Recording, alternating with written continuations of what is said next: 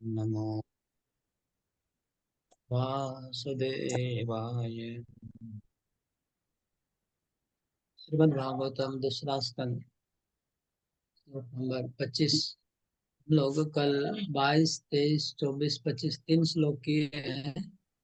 और उसमें थोड़ा रिकॉर्डिंग में थोड़ा डिस्टर्ब हुआ है, लेकिन फिर भी चर्चा हो गया है कंप्लीट।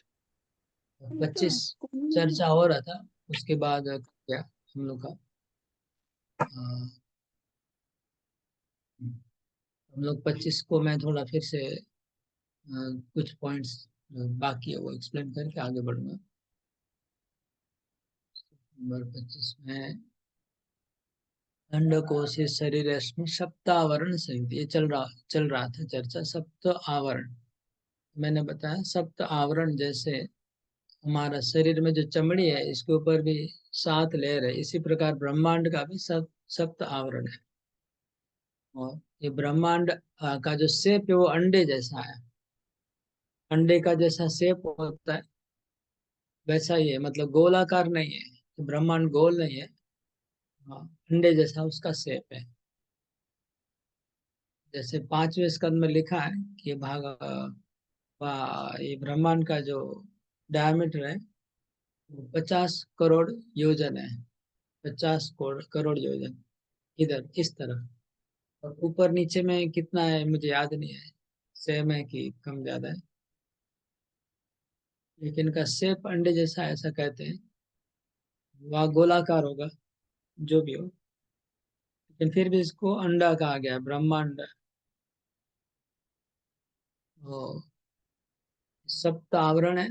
7 आवरण क्या है? पृथ्वी, जल, अग्नि, वायु, आकाश, मन, बुद्धि, अहंकार। ये 7 है। पृथ्वी, जल, अग्नि, वायु, आकाश 5 हो गया, और मन, बुद्धि 5। ये सप्त आवरण है। और उसके बाद लिखा वैराज पुरुष। इसके मोबाइल से आ रहा है डिस्टर्ब। वैराज पुरुष। वैराज पुरुष का मतलब है विराट पुरुष। ये ये बार बार डिस्टर्ब करता है। मैंने म्यूट किया, वो अनम्यूट कर देता है खुद से। फिर से देखिए, अभी मैं उनको आउट करूँगा, कुछ उपाय नहीं है, डिस्टर्ब लोगों को क्या करेंगे।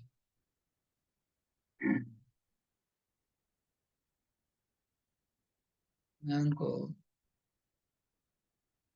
म्यूट कर रहा हूँ, वो बार बार अनम्यूट कर रहे हैं।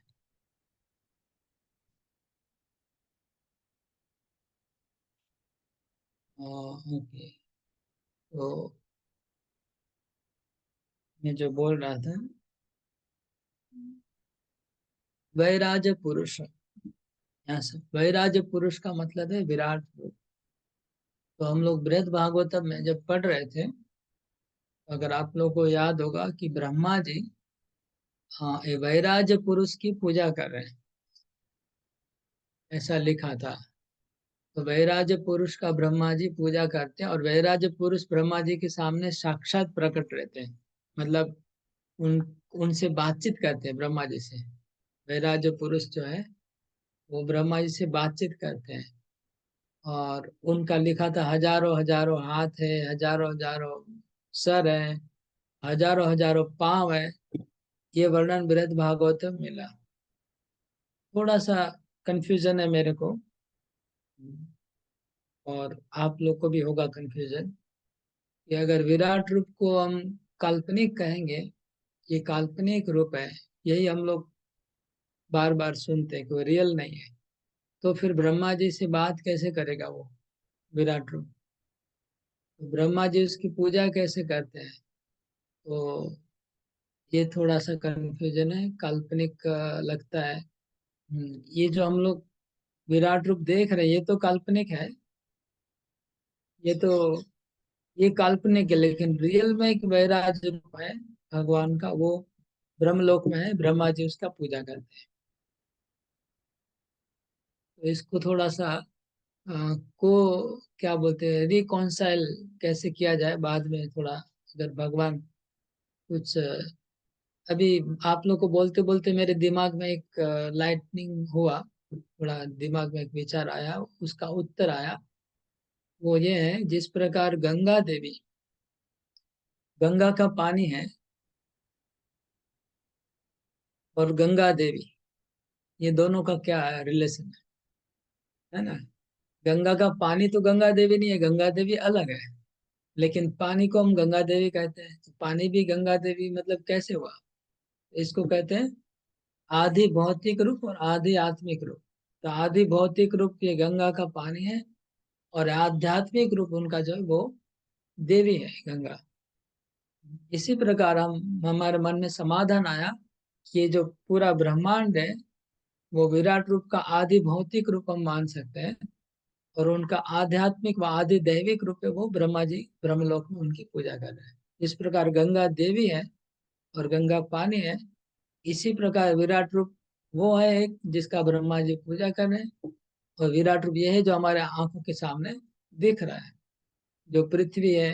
विराट रूप मतलब क्या? पृथ्वी, आकाश, चंद्र, तारा, ये विराट रूप है। तो ये तो एक्चुअली विराट, ये तो साक्षात नहीं है। तो साक्षात होने से तो बात अलग हो जाता है, इसका मतलब। इसका ये थोड़ा सा मेरे को सोल्यूशन निकला अभी, टेम्पररी रिकॉन्साइल, बाद में कोई समझ में आएगा तो देखेंगे। तो ये यहाँ तो कहा जाएगा कि ये काल्पनिक है विराट, अभी ऐसे ही कहा जाएगा। ठीक है, आगे चलते फिर लिखा है, भगवान धारणा आश्रय। धारणा आश्रय मतलब धारणा का आश्रय, जैसे यम नियम, आसन, प्राणायाम, ध्यान, धारणा और समाधि। तो धारणा करने के लिए कुछ आश्रय चाहिए, कुछ बेस चाहिए। तो धारणा करने का बेस क्या है? ये बेस है ये विराट, ये पृथ्वी, चंद्र, अग्नि, वायु, ये बेस है, इसको धारणा करना है। धारणा का आश्रय वर्ड इसलिए इम्पोर्टेंट है।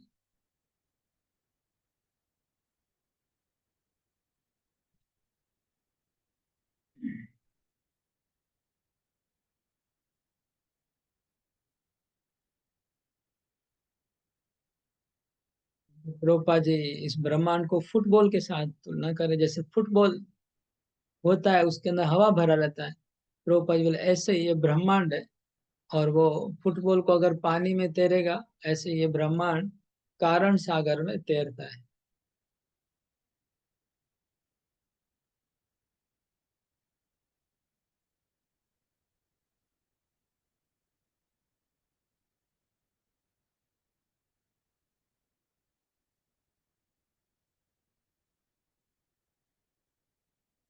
तो पीछे हम लोग पढ़ चुके हैं कि विराट रूप प्रभुपा जी ने बोला कि असुरों के लिए है।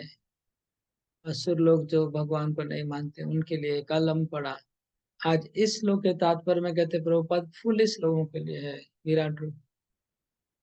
तो हम लोग अलग अलग पाएंगे। कभी लिखा रहेगा विराट रूप फुलिस मूर्खों के लिए है, विराट रूप असुरों के लिए है, विराट रूप भौतिकवादियों के लिए, मटेरियलिस्टिक पीपल, और फिर आएगा विराट रूप नॉन डिवोटी के लिए है। तो चार कैटेगरी का लिखा आएगा।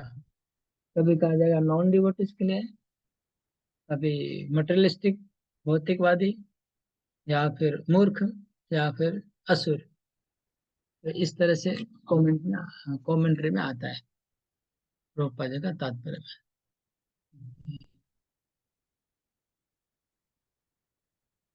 अभी हम शुरू करते हैं विराट रूप का वर्णन। अगर आप लोग को ध्यान करना है तो ध्यान कर सकते हैं। इसको ध्यान करने की क्या चीज है? ध्यान करना है इस श्लोक के हिसाब से। पातालमेतस्य हि पादमूलम् पठन्ति पार्ष्णे प्रपदे रसातलम् महातलम्ब्रेष्वसृजोऽथ गुल्फो तलातलं मे पुरुषस्य जङ्घे पातालमेत शैपादमूलं पठन्ति पार्ष्णे प्रपदे रसातलम् महातलं विश्वसृजो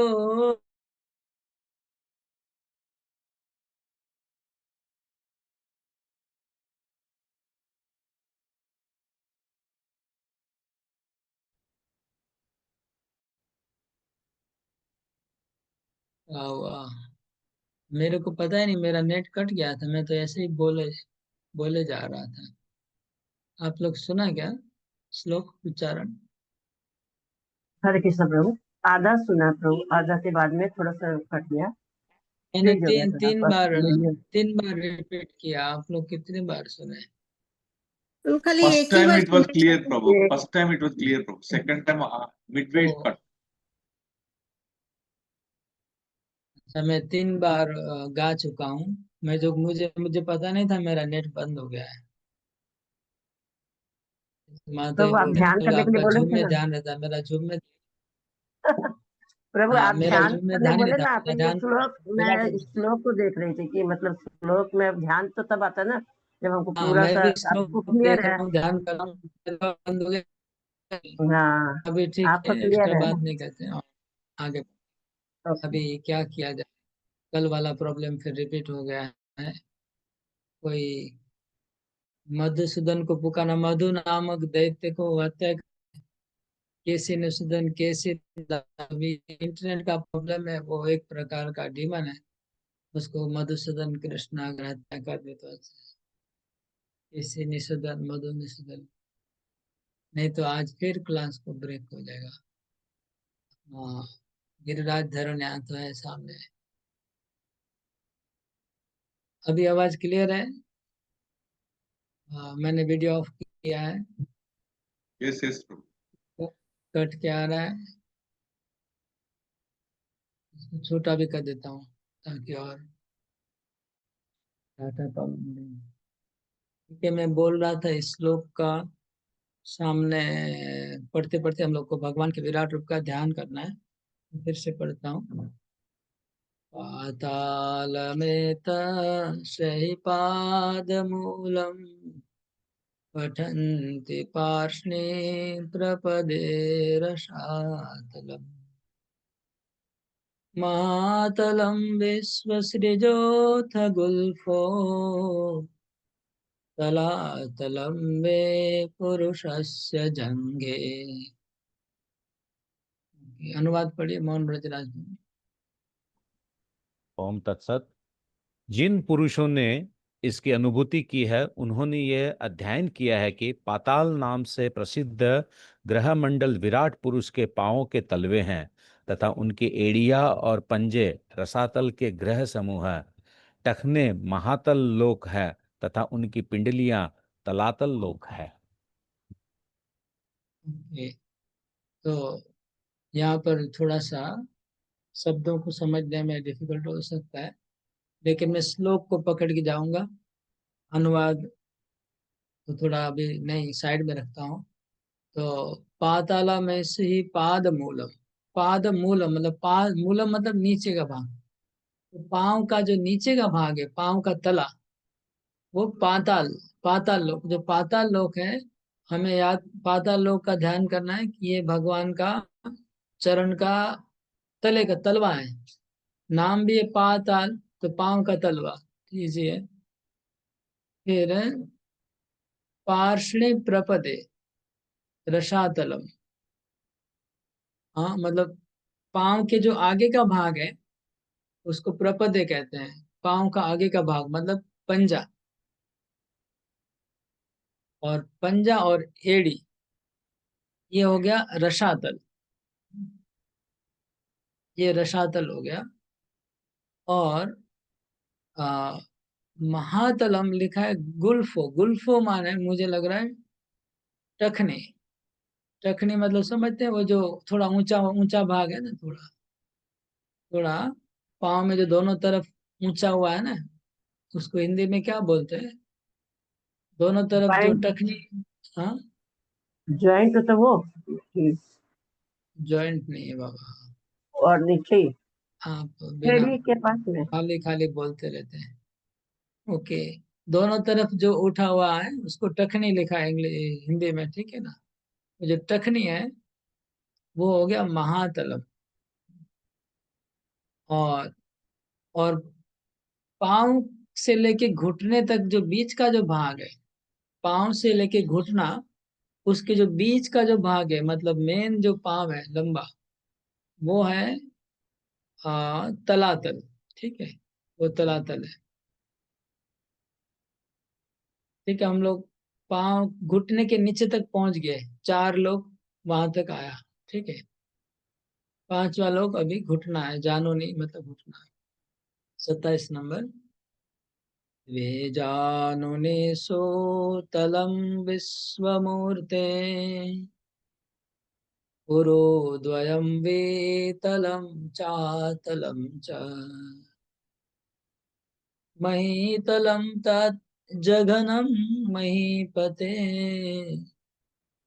नभस्थलं नाभिसरो गृह्णन्ति द्वे जानुनिसो तलं विश्वमूर्ते पुरोद्वयं वेतलं चातलं च महीतलं तज्जघनं महीपते नभस्थलं नाभिसरो गृह्णन्ति।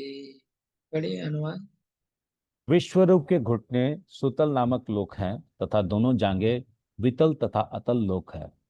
कटी प्रदेश महितल है और उनकी नाभि का गड़ा गड्ढा बाह्य अंतरिक्ष है। तो अभी सुतल जो भगवान के घुटने हैं, तो घुटने को जानो लिखा है संस्कृत में, तो जानो मतलब घुटना, सुतल लोक है। तो हमें ध्यान करना है कि सुतल लोक भगवान का घुटना है। और अतल और वितल, ये दोनों, अतल वितल लोक है भगवान के दो। हिंदी में जंघा और संस्कृत में उरु लिखा है। देखिए यहाँ कंफ्यूजन है बड़ा, ये लैंग्वेज का कंफ्यूजन है। अभी संस्कृत में जो जंघा लिखा था वो था हमारा जानू का, घुटने का नीचे का भाग को संस्कृत में जंघा लिखा था। और हम लोग जंघा घुटने के ऊपर को भाग को बोलते हैं, वो संस्कृत में उरु लिखा है। तो यहाँ कभी कभी यहाँ मान कंफ्यूजन लोगों का हो जाता है, इसका अनुवाद करते करते गड़बड़ हो जाता है, तो हमें ध्यान रखना है। तो उरु लिखा है मतलब घुटना और कमर के बीच के भाग, घुटना और कमर के बीच का भाग को उरु कहते हैं संस्कृत में। और जिसको हिंदी में जंघा कहते हैं वो है भगवान अतल लोक और वितल लोक। अतल वितल, तो अतल वितल सुतल, अतल वितल सुतल, उसके बाद तलातल, महातल, रसातल, पाताल, ये 7 लोक है। 7 लोक का नाम पता होना चाहिए और उसका पोजीशन विराट रूप में कहाँ का है वो भी याद रखना चाहिए। ओके ना, 7 लोगों का नाम और उनका पोजीशन कहाँ है। ये पोजीशन हो गया। अतल वितल, अतल से शुरू होता है, पहले अतल लोक है, फिर वितल है, फिर सुतल है, फिर महातल है, अतल वितल सुतल, फिर शायद तलातल, एक में कंफ्यूज हो गया अभी। हाँ, फिर तलातल। तलातल, फिर महातल, रसातल, पाताल, ये 7 लोक हो गया। ये सब कमर के नीचे। और जघनम, जघनम शब्द संस्कृत में यूज किया गया, इसको महितल लिखा है। देखिए महितल शब्द को भी हमें थोड़ा आ, इसको भी आ, ये वर्ड को हम लोग थोड़ा सा हमको पकड़ना पड़ेगा। मही मतलब हो गया पृथ्वी, ठीक है, और यहाँ पृथ्वी तल मतलब हो गया भूमंडल। एक्चुअली पूरा भूमंडल को ही महितल कहा गया, जबकि पृथ्वी भूमंडल का एक अंश है।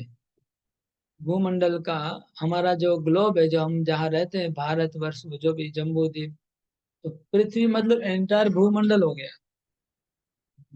और हम लोग वर्तमान में जो ग्लोब, जिसको साइंस, जिसको जहाँ तक बाउंड्री बता रहे ग्लोब का, वो तो पृथ्वी का एक अंश हो गया, भूमंडल का एक अंश है खाली। भूमंडल तो बड़ा है, तो पूरा भूमंडल ही महितल कहा गया। तो हिरण्यकशिपु ने, जो हिरण्याक्ष ने जब पृथ्वी को भगवान ने उद्धार किया, मतलब पूरा भूमंडल को उद्धार किया था, केवल हमारे ग्लोब को नहीं, जिसको हम देख रहे हैं। इसके बाद लिखा नभस्थलम। हाँ, अब नभस्थल हमारे इसमें सीक्वेंस में क्या आता है, भूत के भूवर लोक, तो भूवर लोक को लिखा है नभस्थलम। वो का नाभि में है, तो नाभि के तो ये जघनम मतलब हो गया कमर के आसपास का जो भाग है वो भूमंडल बताया गया। कमर और पीछे का हिप, ये सब मिला के हो गया भूमंडल। और उसके बाद जो नाभि है, नाभि हो गया नभस्थलम। तो नभस्थलम का अर्थ क्या है? नभस्थल मतलब नभ मतलब आकाश। आकाश का दूसरा अर्थ हम बोलते हैं अंतरिक्ष। तो अंतरिक्ष जो है वो हो गया भगवान का नाभि। ये भागवत में बहुत जगह आता है। लेकिन इससे एक बात और यहाँ पर और एक चीज साबित हो रही है कि भूवर लोक जो है वो प्राय अंतरिक्ष को ही भूवर लोक कहा जा रहा है। अंतरिक्ष को ही भूवर लोक कहा जा रहा है।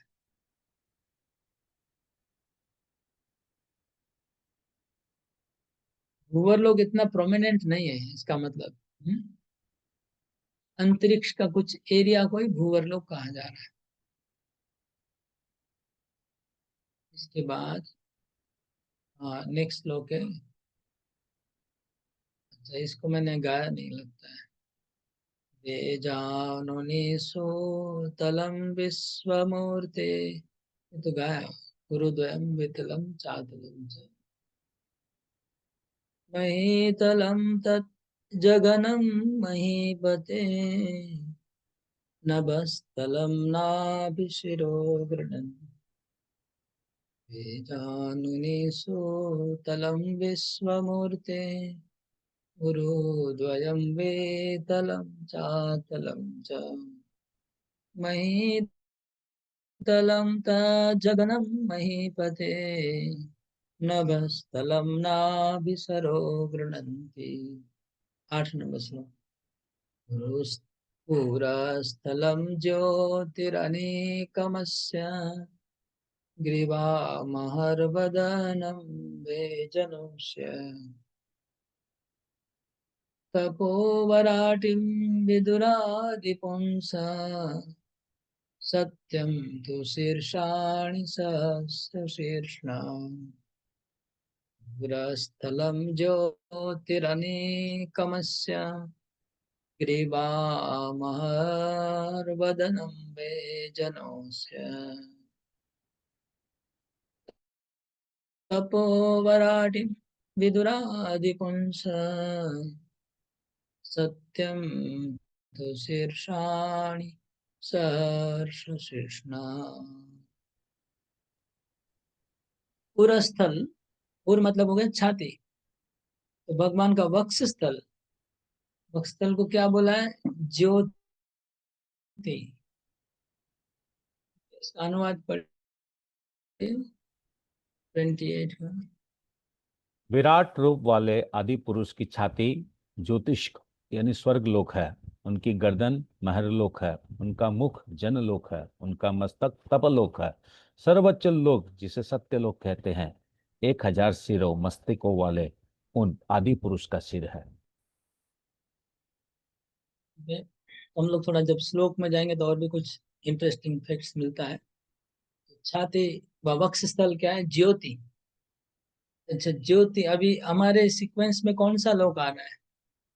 भू, भुवा। भुवा के बाद स्वर लोक आता है, स्वर्ग लोक। तो स्वर्ग लोक को संस्कृत में कहा गया ज्योतिर। इसका क्या तात्पर्य है? कोई बता सकता है क्यों ज्योति कहा गया स्वर्ग लोक को? इसका मतलब ये हो गया कि आ, जितने भी ज्योतिष लिमिनेट, जितने भी चमकने वाले सूर्य चंद्र तारे, वो सब स्वर्ग के लेवल पे हैं। ये प्रमाण होता है। वो स्वर्ग का जो लेवल है ब्रह्मांड का, वहां पर ये सारे सौर्य मंडल सब वहां पर। इसका मतलब सूरज और पृथ्वी के बीच में हो गया भूवर लोक। जो हम पहले बोल रहे थे भूवर लोक।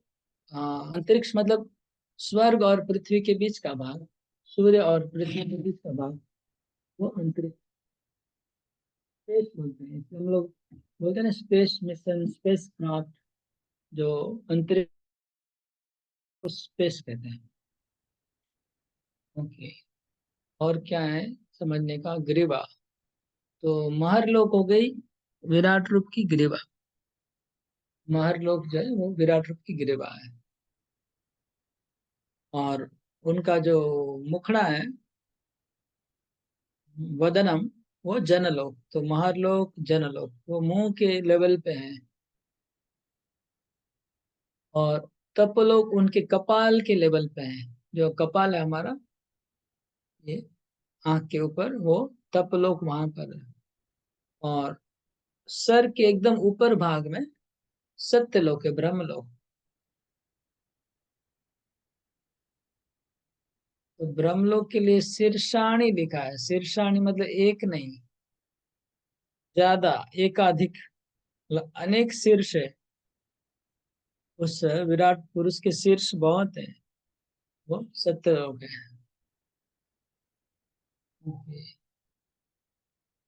ये हो गया मतलब प्लेसमेंट, मतलब ऊपर नीचे कहाँ पर क्या है। अभी और डिटेल बाकी सब अंगों का वर्णन है। इंद्रादयो बाहवो आहुरस्त्रा कर्णो दिशा श्रोत्रममोक्ष शब्द नासत्यदस्रो परमस्य नास्ते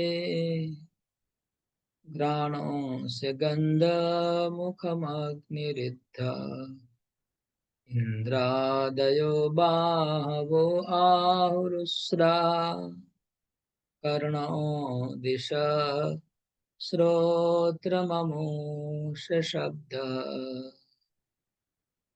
नासत्यदस्रो परमस्य नासे घ्राणो से गंधो मुखमग्निरुद्ध। अनुवाद।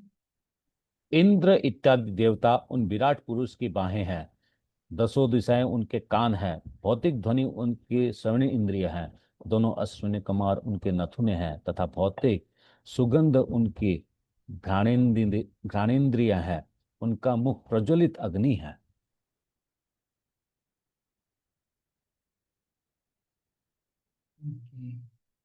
इंद्र आदि जो देवता है वो उनकी बाहु है। बाहु क्यों कहते हैं? क्योंकि बाहु का काम होता है क्षत्रिय। क्षत्रिय मतलब होते हैं प्रोटेक्शन, रक्षा करना, राज करना, शासन करना। तो इंद्र आदि देवता शासन करते हैं, इसलिए उनको विराट रूप की बाहु कहा गया। क्षत्रिय का काम कर रहे हैं इंद्र। ब्रह्मा जी ब्राह्मण का काम कर रहे हैं, इंद्र क्षत्रिय का काम कर रहा है।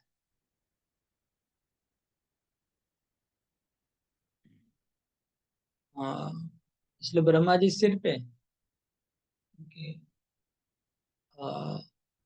बात देखा है अश्विनी कुमार। हम्म, अश्विनी कुमार हो गए ब्रह्मा भगवान के कर्णों दिशा। 10 दिशाएं उनके कान है। विराट रूप के कान, और 10 दिशाएं उनके कान है।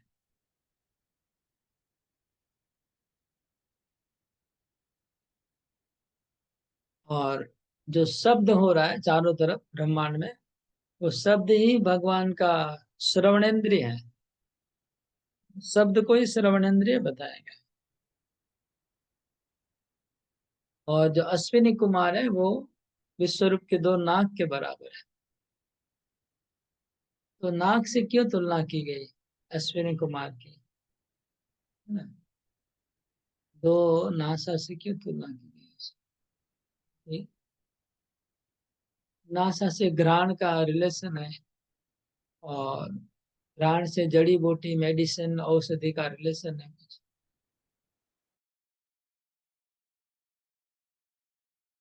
तो अश्विनी कुमार वैद्य है, डॉक्टर है, जड़ी बूटियों को लेके काम करते हैं, इसलिए उनको भगवान का नोस्ट्रिल्स, नाक बताया गया। और जो गंध है वो भगवान की घ्राणेन्द्रिय हो गई। जितनी भी गंध है संसार में वो भगवान की घ्राणेन्द्रिय, विराट रूप की घ्राणेन्द्रिय। और जो आग है अग्नि, वो विराट रूप का मुख है। ये अग्नि भगवान विराट का मुख है, ये बहुत इंपॉर्टेंट पॉइंट है। क्यों इंपॉर्टेंट पॉइंट है? क्योंकि हम जब यज्ञ करते हैं तो अग्नि में खाना डालते हैं, घी डालते हैं, तो वो भगवान का मुख है, तो भगवान वहां से खाते हैं। अग्नि के द्वारा भगवान भोजन कर रहे हैं, क्योंकि सब ब्राह्मण लोग स्वाहा करके उसमें आहुति देते हैं, तो ब्राह्मण के हाथ से भगवान वो खाना ग्रहण कर रहे हैं। इसलिए भगवान के मुख को अग्नि बताया गया।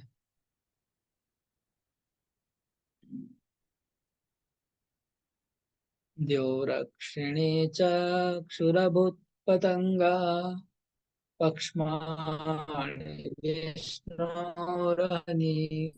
च तद्भ्रू विजृम्भ परमेष्टिधिष्ण्या आपोषतालो रस एव जिह्वा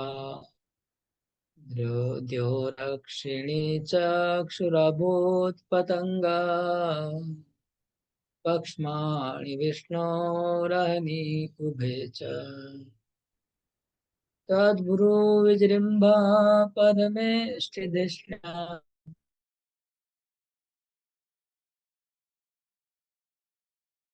रस एव जिह्वा। अनुवाद पढ़िए।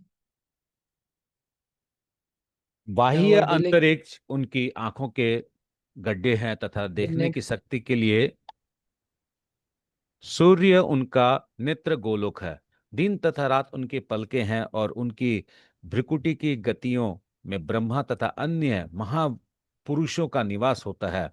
जल के अधीश्वर वरुण उनके तालु तथा सभी वस्तुओं का रस या सार उनकी जीवा है।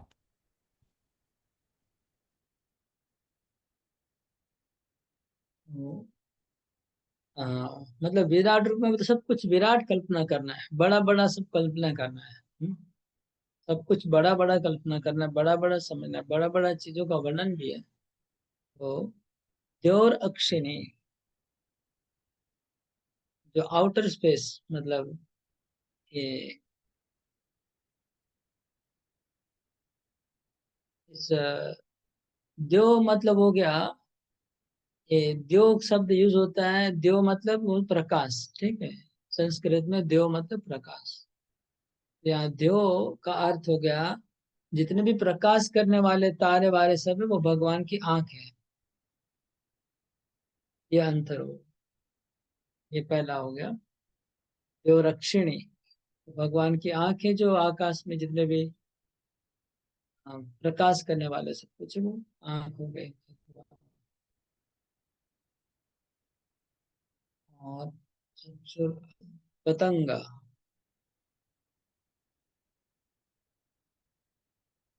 पतंग मतलब यहाँ सूर्य। वो सूर्य को भी आ, भगवान की आई बॉल, तो एक बार लिखा आई पिट्स और आई बॉल, हिंदी में क्या लिखा है फिर से अनुवाद पढ़िए एक बार। बाह्य अंतरिक्ष उनकी आंखों के गड्ढे हैं तथा देखने की शक्ति के लिए सूर्य उनका नेत्र गोल। ओके, तो बाह्य अंतरिक्ष लिखा, आउटर स्पेस लिखा है इंग्लिश में। जो तो ये जो अंतरिक्ष है जिसमें सारे तारे वारे हैं, वो जो जगह है वो हो गया आंखों के गड्ढे। जो मतलब पूरा है आकाश जहाँ पर सारे तारे बैठे हुए हैं, वो पूरा हो गया आंख के गोले उनके, और उसके अंदर सूर्य वगैरह जो है वो उनकी देखने की शक्ति व चक्षु हो गया। सूर्य इत्यादि जो चमकने वाला है, वो उनकी आंख हो गई। और उसके बाद हाँ, पक्ष्माणी, पक्ष्माणी मतलब उनका जो पलक झुकती है वो, हाँ, पलक है उनकी दिन और रात, दिन और रात उनकी पलक पलक बताई। तो पक्ष में शब्द भी रिलेट करता है, हम लोग पक्ष बोलते हैं, कृष्ण पक्ष और शुक्ल पक्ष, ये दिन और रात से कनेक्शन होता है, उसको ही कहते हैं पक्ष्माणी। भगवान की हाँ, आंख का ब्लिंक होना, दिन रात है।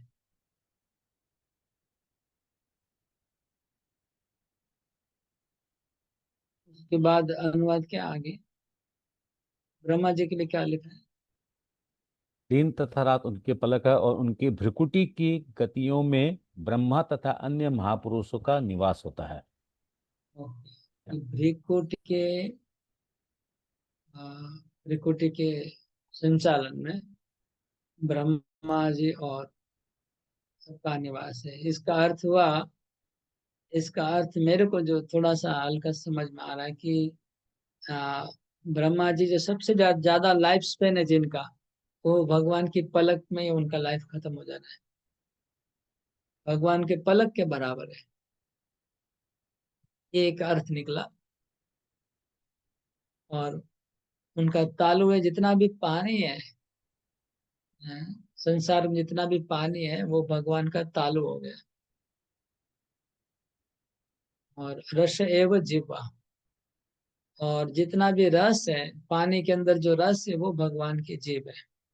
तो जीव तालु के अंदर होती है ना, तो पानी के अंदर रस होता है, तो पूरा ही पानी हो गया उनका मुख, और जितना भी रस है उनकी जीभ हो गई। सोचिए कितनी बड़ी जीभ हो गई, और कितना पानी कितना है संसार में, पूरा उनका तालु हो गया, और पानी के अंदर जितना भी रस है वो उनका जीभ हो गया।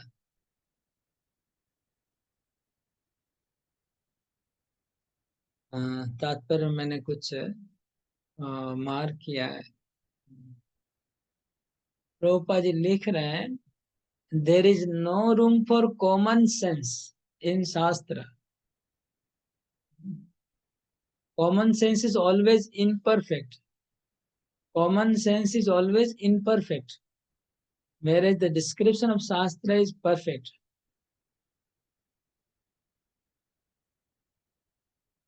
समझ गए क्या यहाँ पर पूरा क्या बोलते हैं, रिवोल्यूशनरी स्टेटमेंट प्रभुपाद जी का है। प्रभुपाद जी बोल रहे हैं कि कॉमन सेंस का यहाँ पर कोई औकात नहीं है। कहाँ पर? शास्त्र में। शास्त्र के आगे कॉमन सेंस का कोई अधिकार नहीं है, पहला पॉइंट। दूसरा पॉइंट प्रभुपाद जी बोल रहे हैं कि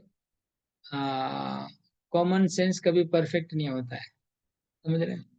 कॉमन सेंस कभी परफेक्ट नहीं होता है, हमेशा इम्परफेक्ट होता है। ऑलवेज लिखा है, ऑलवेज इम्परफेक्ट। लेकिन शास्त्र हमेशा परफेक्ट होता है।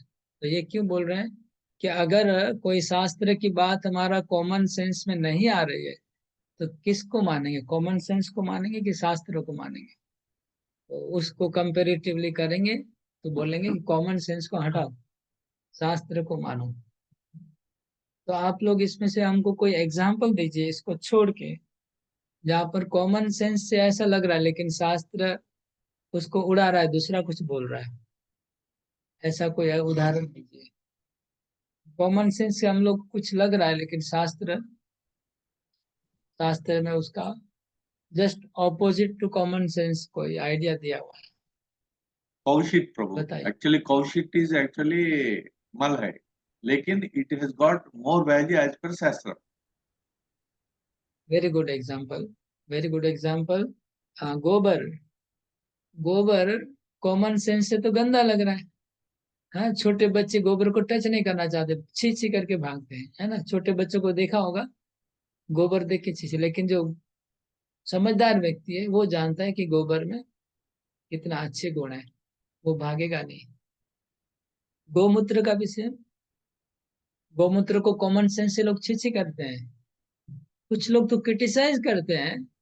कुछ लोग जो एंटी सनातन धर्म के लोग होते हैं वो बोलते हैं कि ये लोग गोमूत्र पीने वाले लोग हैं। एंटी सनातन हिंदू रिलीजन भी लोग हैं। वो लोग कभी ऐसे प्रश्न मारते हैं कि ये गोमूत्र पीने वाले लोग कभी देश कैसे चलाएंगे?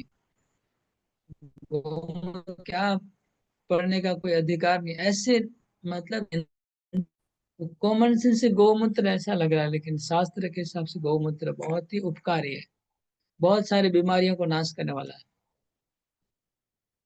अच्छा एग्जाम्पल और कोई? प्रभु शंख भी होगा ना? प्रभु बोलते हैं हड्डी है शंख, पर शास्त्र के अनुसार से हम लोग शुभ काम में हाँ शंख, बजाते हैं शंख। राइट राइट राइट, शंख भी ठीक बोले। शंख भी वेरी गुड एग्जाम्पल।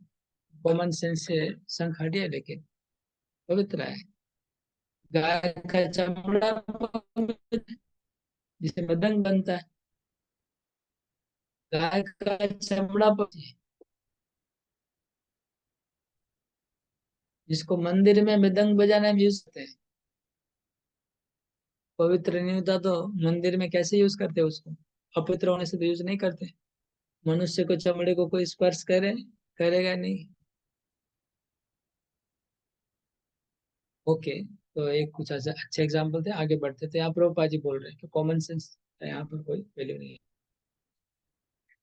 छन्दांस्यनन्तस्य शिरो गृह्णन्ति द्रष्ट्रायमा स्नेहकला द्विजानि आसो जनोन्मादकरी च माया दुरन्त सर्गो यदपाङ्गमोक्ष छन्दांस्यनन्त शिरो गृह्णन्ति।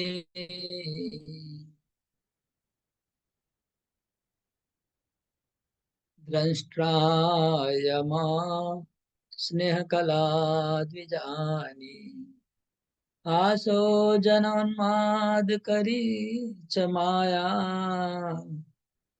दुरंत सर्गो यदपांग मोक्ष। वे कह वे कहते हैं कि वैदिक स्तोत्र श्री भगवान के मस्तक है और मृत्यु के देवता तथा पापियों को दंड देने वाला यम उनकी दाढ़ें हैं।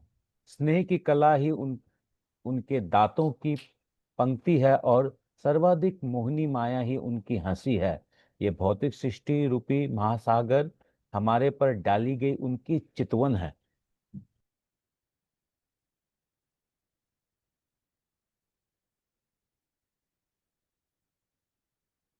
कुछ पॉइंट समझाना, बाकी तो क्लियर है। दांत है, यमराज सबको दंड देने वाले हैं। और विराट रूप के दांत है, कराल दांत, कराल विकराल जो दांत होते हैं। यमराज विकराल दांत है, आदमी को दंड देंगे, मारेंगे। काल, काल भी भगवान का विकराल दांत के जैसा है। स्नेह कला द्विजानी, इसको उल्टा भी कर सकते हैं हम, इसको उल्टा भी घुमा सकते हैं। उल्टा घुमाने से और थोड़ा इंटरेस्टिंग होगा, मुझे पता नहीं, वो मे भी रूल के अगेंस्ट भी होगा। तो द्विजा, द्विज का अर्थ है को दांत। तो भगवान के जो दांत है वो स्नेह कला है।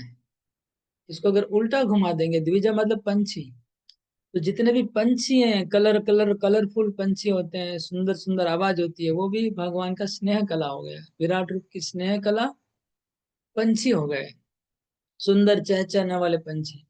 तो ये उल्टा कर दिया हमने।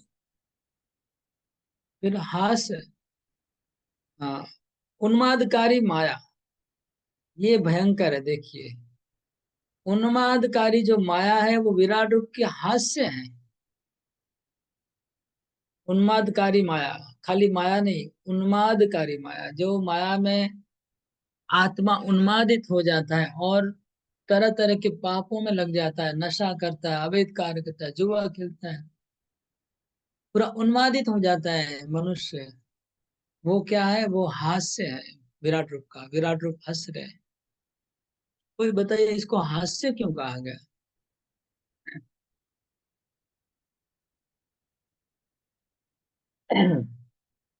इसको हास्य क्यों कहा गया? हाँ, हरे कृष्ण प्रभु जी। प्रभु जी, शायद इसलिए हास्य कहा गया क्योंकि वो एक साइन ऑफ प्लेजर है कि जब आदमी को प्लेजर मिलता है, जॉय मिलता है, हैप्पीनेस मिलता है तो वो हंसता है। तो शायद इसलिए वो कंपैरिजन किया गया है हास्य से। लेकिन इसको हम प्लेजर नहीं कह सकते हैं एक्चुअली, ये तो पूरा उन्मादकारी माया है। मतलब मैं भी, वो लोग जब दारू पीते हैं तो चीयर्स करके हंसते हैं, आनंद करते हैं, लेकिन मुझे लगता है उसको भगवान को प्लेजर नहीं मानेंगे।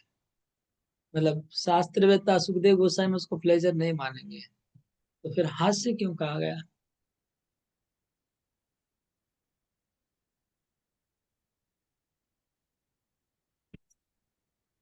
क्योंकि वो शायद इसका मतलब मैंने है। इसलिए भी हो सकता है क्योंकि मति मैंने भगवान का जो स्माइल है इतना मोहनीय है। तो शायद उस वजह से भी कहा गया है। राइट, ये जाता है, ये बात जाता है। भगवान की स्माइल इतनी मोहनी है कि आ, भगवान हंस के, विराट रूप हंस के, वही तो, ये भी एक अर्थ हो गया, वो माधुर्य रूप हो गया। और एक मेरे को समझा, थोड़ा क्रुअल्टी आ रहा है मेरे दिमाग में, क्रुअल्टी आ रहा है, क्रुअल्टी। क्रुअल्टी समझते हैं? क्रूरती, क्रूरनेस। जैसे आगे बताया गया उनके दांत, कराल दांत यमराज है, आगे बताया गया। तो यमराज, जैसे कराल दांत मतलब यमराज हो गया, इसी प्रकार वो जब कोई आदमी किसी को दंड देता है तब हंसता है ना, मेरे को वो फीलिंग आ रहा है। जो हंसते हैं, वो दूसरे को मार के हंस, देखा होगा वीडियो में, इधर उधर देखा होगा, टीवी मूवी में देखा होगा। तो उस तरह का सेंस मेरे को आ रहा है। और जैसे और एक उदाहरण आ रहा है, कभी कभी कोई जादूगर व जादूगरी व माया देवी का कभी कभी जो रूप दिखाया जाता है कि किसी को मोहित कर रहे हैं, तो मोहित करके हंसती है माया देवी, देखो मेरे चंगुल पे कैसे नाच रहे हैं। जैसे कली, कली का जो ड्रामा है, कली कैसे हंसता है जब देखता है कली की चार पाप में सब लोग डूब गए, तो कली जोर जोर से हंसता है, हाँ हाँ हाँ, देखो मैंने सबको चाप में डुबा दिया। तो माया देवी भी हंसती है कि देखिए मैंने कैसे सबको, अंधे हो गए सब लोग, उन्मादित हो गए।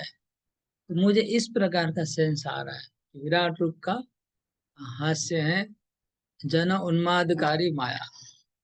तो माया देवी जो है, जो सबको उन्मादित करके रखी है, चार पापों में, अलग अलग चीजों में उन्मादित, वो भगवान हंस रहे हैं, माया देवी हंस रही है, कैसे बद्ध जीव, पागल की तरह, जो जहाँ पर मूर्ख है ना, मूर्खता का प्रदर्शन हो रहा है। ये आत्मा जो अभी मरने वाला है थोड़ा दिन के बाद, वो कैसे घमंड कर रहा है कि मैं ये कर लूंगा, वो कर लूंगा। ये तो माया के लिए हास्य का एक बात है, खाली हास्य ही है एक प्रकार का।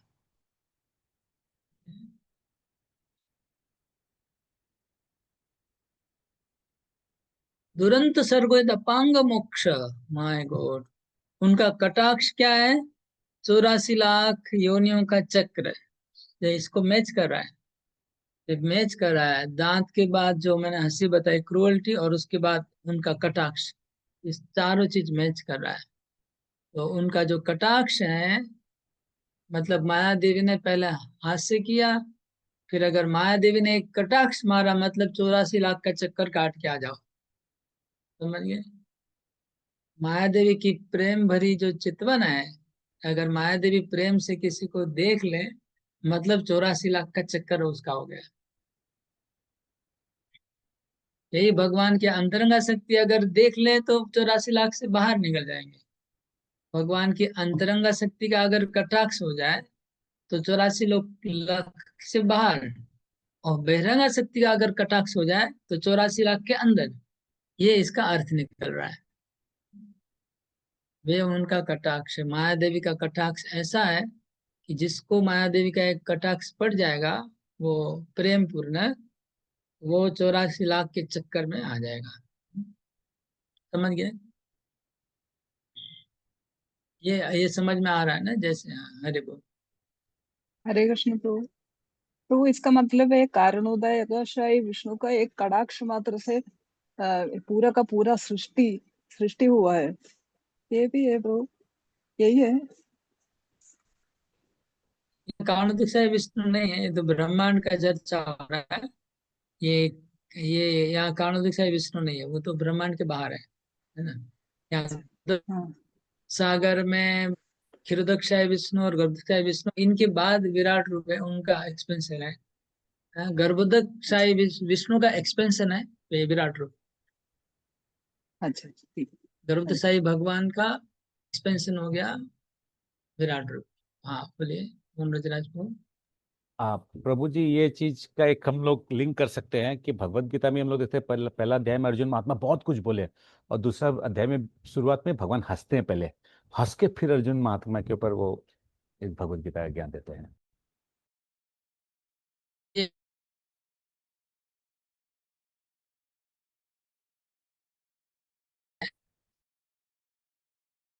मिक्स हास्य है ये वाला, क्योंकि माया देवी तो और काल तो क्रूर है ही है।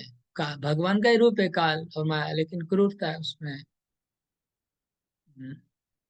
प्रभु और आपका ये जो, आवाज से ना बीच ब्रेक हो रहा है प्रभु। अच्छा ब्रेक हो रहा है, फिर से मैं वीडियो बंद करके छोटा करता हूँ, इसको स्क्रीन को छोटा करना पड़ेगा।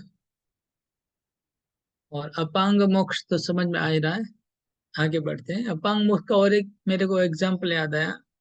जैसे जैसे प्रोस्टिट्यूट होती है, वो क्या इशारा करती है, उसको इशारे को कहते हैं कटाक्ष। जब प्रोस्टिट्यूट किसी को इशारा करेगी तो वो आदमी अंदर चला जाएगा, फंस जाएगा। ऐसे ही माया देवी का वो जो कटाक्ष है, जिसके ऊपर पड़ेगा वो 84 लाख के चक्कर में घुस जाएगा। इस तरह का हम रिलेट भी कर सकते हैं यहाँ पर। उसी प्रकार का कटाक्ष है माया देवी का। मृळोत्तरोधोष्टोधर एव लोभो धर्मस्तनो धर्मपथोष्य पृष्ठम्। मृळोत्तरोष्टो धर एव लोभो धर्मस्तनो धर्मपथोऽस्य पृष्ठम्। कस्तस्य मेढ्रं वृषणो च मित्रो कुक्षि समुद्रा गिरयोस्ति संघा। पढ़िए अनुमान। लज्जा श्री भगवान का ऊपरी होंठ है, लालसा उनकी ठुड्डी है, धर्म उनका वक्षस्थल है तथा अधर्म उनकी पीठ है। भौतिक जगत में समस्त जीवों के जनक ब्रह्मा उनकी जनेंद्रियां हैं और मित्रा वरुण उनके दोनों अंडकोश हैं। सागर उनकी कमर है और पर्वत उनकी अस्थियों अस्थियों के समूह है। तो इनका शरीर का जो डिजाइन है विराट को, है तो मनुष्य के जैसा ही बताया गया पूरा। ह्यूमन बॉडी में जो जो जैसा वैसा ही गठन बताया गया। तो वृड़ा मतलब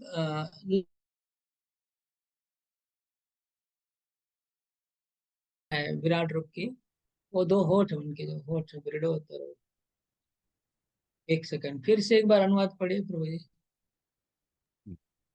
हरे कृष्णा। इस लज्जा श्री भगवान का ऊपरी होंठ है, लालसा उनकी ठुड्डी है, धर्म वक्षस्थल है, अधर्म पीठ है। भौतिक जगत में समस्त जीवों के जनक ब्रह्मा उनके जनेंद्रियां हैं और मित्र वरुण उनके अंडकोश है।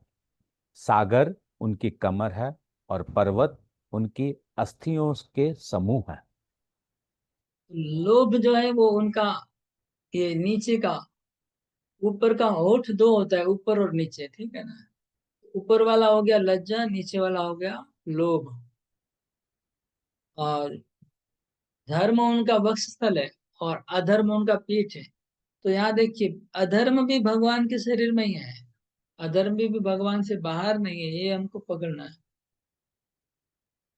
अधर्म भी भगवान का, लेकिन पीठ है वो, वो अनफेवरेबल है, फेवरेबल नहीं है, लेकिन है वो भी भगवान के विराट रूप के उसमें ही आता है। अधर्म भी उसमें है, माया भी उसमें है, और सब कुछ है, लोभ लालच सब उसी में है। हाँ, नेक्स्ट श्लोक 33।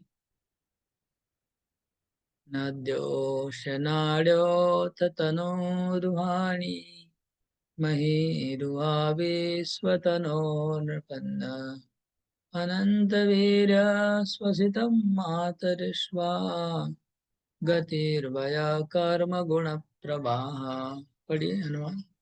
हे राजन, नदियां उस विराट शरीर की नसें हैं, वृक्ष उनके रोम हैं और सर्वशक्तिमान वायु उनके श्वास है। व्यतीत होते हुए युग उनकी गति तथा प्रकृति के तीनों गुण की प्रतिक्रिया ही उनके कार्यकलाप है। आवाज कट कट के आ रहा है, पूरा सुनाई नहीं दे रहा है। वापस मैं कहता हूं प्रभु जी। हे राजन, नदियां उस विराट शरीर की नसें हैं, वृक्ष उनके रोम है और सर्वशक्तिमान वायु उनकी श्वास है। व्यतीत होते हुए युग उनकी गति है तथा प्रकृति के तीनों गुण की प्रतिक्रिया उनके कार्यकलाप है।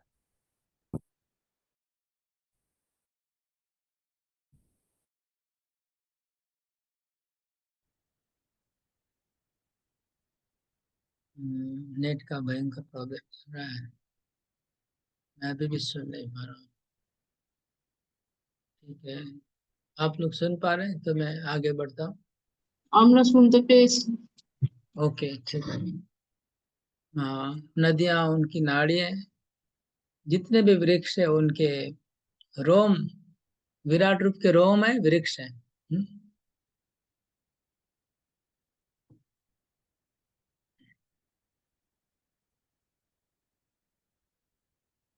और जितना भी वायु है संसार में वो भगवान का श्वास है। जितना भी वायु है भगवान का श्वास है। कितने महान है, विचार करिए। और युग जो बीत रहे हैं एक के बाद एक, जो समय जा रहा है, हाँ, अभी सत्य द्वैता द्वापर कली जो घूम रहा है वो भगवान की गति है, भगवान चल रहे हैं, वो गति है उनकी, काल का प्रवाह। और जो गुणों का प्रवाह चल रहा है, 3 गुणों का संसार, वो उनके कर्म है विराट रूप के। तो ये जो डिस्क्रिप्शन है, इसको बेकार मत समझिए, इसको ध्यान से सुनिए और समझने का कोशिश करिए। क्योंकि अभी ये बेकार लग रहा है, अभी पढ़ के बेकार लग रहा है, लेकिन आगे ये ना, ये अगर इसको आप याद कर लेंगे तो बाद में बहुत काम में आएगा। क्योंकि ये कॉन्सेप्ट भागवत में बार बार आएगी, बार बार आएगी, और एक ऊंचे स्तर पे ले जाएगी। बाद में इसी से बहुत सारा रहस्य निकलेगा। अभी कुछ रहस्य नहीं बताया जा रहा, अभी खाली सिंपल, जैसे बच्चों को एबीसीडी सिखाते हैं, एबीसीडी का कोई अर्थ नहीं है। लेकिन बाद में एबीसीडी से बहुत काम बनता है ना, बड़े क्लास में जाने के बाद फिर अक्षर बनते हैं, शब्द बनते हैं। लेकिन स्टार्ट में एबीसीडी मतलब ही नहीं, खाली एबीसीडी एबीसीडी करने दिन भर, क्या अर्थ है समझ में नहीं आया। ऐसे ही ये जो कॉन्सेप्ट है अभी, इसको आप अगर ठीक से समझ लेंगे, बाद में बहुत कुछ इसका अर्थ निकलेगा। इसलिए इसको थोड़ा याद रखिए, लिखा जा रहा है, इसको याद रखिए। ये शस्य केशान विदुरम्बुवान् वासस्तु संध्यां कुरुवर्य भुम्ना अव्यक्तमाहो हृदय मनश्च स चंद्रमा सर्व विकार कोश। अनुवाद पढ़िए 34 का। हे कुरुक्षेत्र, जल ले जाने वाले बादल उनके सिर के बाल है, दिन या रात्रि की संध्या उनके वस्त्र है, तथा भौतिक सृष्टि का परम कल्याण ही उनकी बुद्धि है। चंद्रमा उनका मन है, जो समस्त परिवर्तनों का आगार है। ओके, तो बादल उनके केस हैं। अच्छा, जो संध्या होती है, शाम को जब सूरज डूबता है, वो भगवान के वस्त्र माने जाते हैं। वो क्यों, उसको बाद में समझ में आएगा। खाली अभी जो भी लिखा है उसको आप लोग याद रखने की कोशिश करिए, बाद में बहुत कुछ इसका अर्थ निकलेगा। आगे 3rd कैंटो में, 4th कैंटो में ये फिर आएगा दोबारा। अच्छा, जो चंद्रमा भगवान का, चंद्रमा भगवान का मन है, ठीक है ना। चंद्रमा भगवान का मन कहा गया है। हाँ, 35 का ट्रांसलेशन पढ़िए प्रभु। 35 35। का ट्रांसलेशन पढ़िए। हाँ, पदार्थ का सिद्धांत महत्तत्व सर्वव्यापी श्री भगवान की चेतना है, जैसा कि विद्वानों ने बल देकर कहा है। रुद्रदेव उनका अहंकार है, घोड़ा, खच्चर, ऊंट तथा हाथी उनके नाखून हैं, तथा जंगली पशु और सारे चौपाए श्री भगवान के कटी प्रदेश में स्थित है।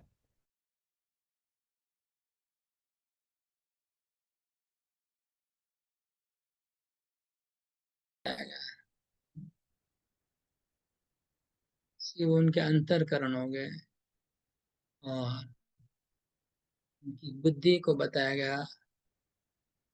एक मिनट,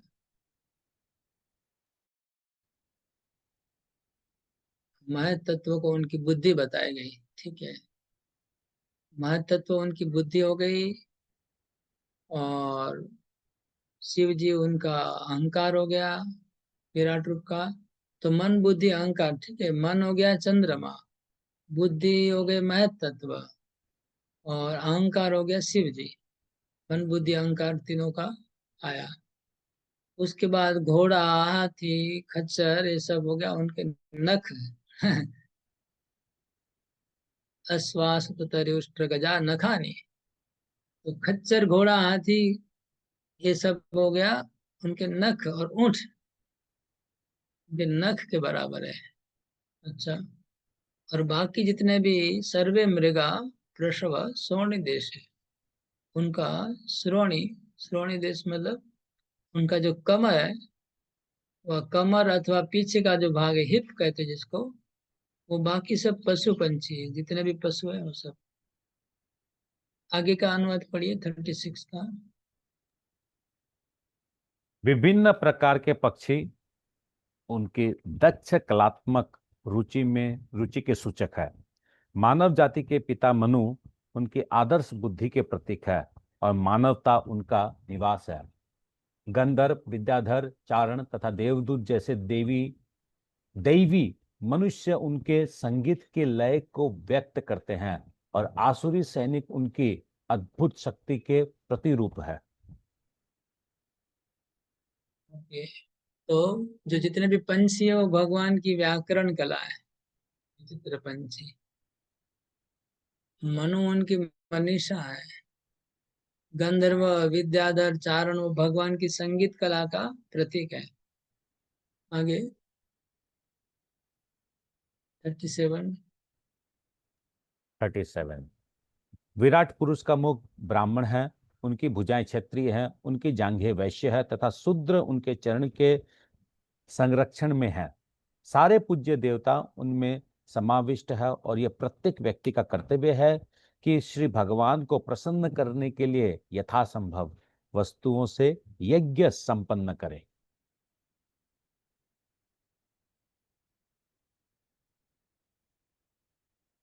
मेरे को आवाज नहीं आ रहा है। वापस पढ़ता हूं प्रभु जी। विराट पुरुष का मुख ब्राह्मण है, उनकी भुजाएं क्षत्रिय है, उनकी जांघें वैश्य है तथा शूद्र उनके चरणों के संरक्षण में है। सारे पूज्य देवता उनमें समाविष्ट है और यह प्रत्येक व्यक्ति का कर्तव्य है कि श्री भगवान को प्रसन्न करने के लिए यथासंभव वस्तुओं से यज्ञ संपन्न करे।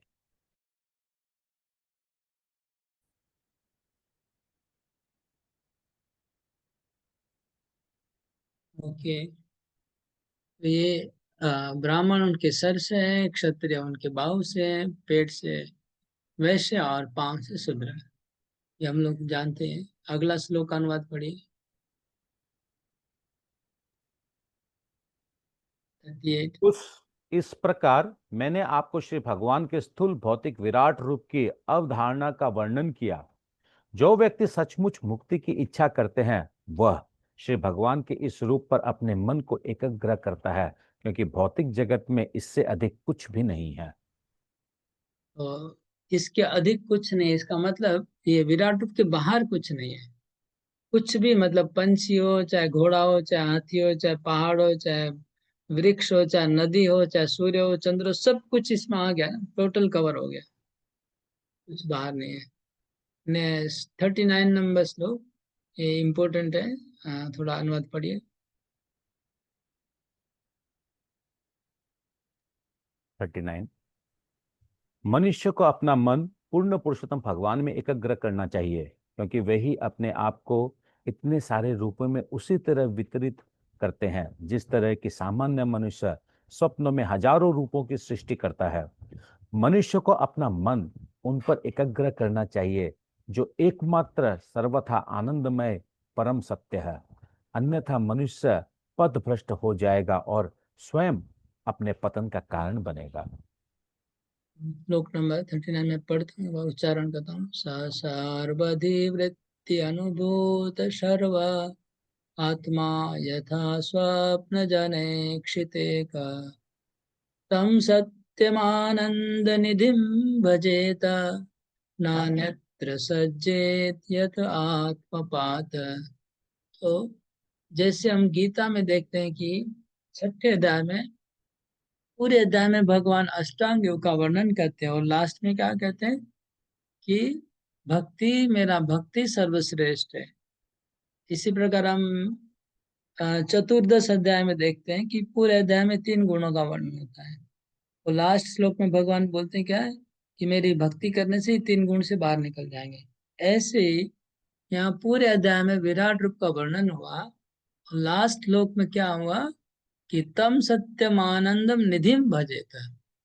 सत्य आनंद निधि वो कौन है? श्री कृष्ण नारायण, जो भगवान का जो असली रूप है। सत्यम आनंदम निधि, सत्य और आनंद के जो सागर है, सच्चिद आनंद विग्रह है जो भगवान, उनका ही भक्ति करना चाहिए। ये श्लोक में शुद्ध भक्ति को एस्टैब्लिश किया गया। नहीं तो क्या होगा? आत्मपात, नहीं तो पतन हो जाएगा, संसार के चक्र में फिर से गिर जाएंगे। और उस भगवान जो है नारायण सच्चिद आनंद विग्रह, उन्होंने ही ये विश्व रूप को प्रकाश किया है। उनके द्वारा असंख्य ब्रह्मांड सृष्टि हुए हैं, इसलिए उनका ही भक्ति करना चाहिए, उनका ही ध्यान करना चाहिए। तो इस श्लोक में वापस से शुद्ध भक्ति को अनाउंसमेंट किया गया। पूरे अध्याय में वैसे नॉर्मली विराट रूप था, लेकिन अब ये आ गया, ठीक है ना। तो इस श्लोक के तात्पर्य में प्रभुपाद जी अचिंत्य भेदाभेद के बारे में थोड़ा बोलते हैं। अचिंत्य भेद मतलब ये जो ब्रह्मांड है वो भगवान का रूप है और नहीं भी है, दोनों। ये अचिंत्य भेदाभेद है। हरे कृष्णा। तो अध्याय कंप्लीट हुआ। यदि कोई प्रश्न है बता सकते हैं। बहुत डिस्टर्ब हो रहा है, मैं तो बड़ी मुश्किल से अटेंड कर रहा हूँ। एटलीस्ट कंप्लीट हुआ। हाँ, क्यों ये नेट का प्रॉब्लम आ रहा है मेरे को पता नहीं, किसी को आइडिया होगा तो बताएगा।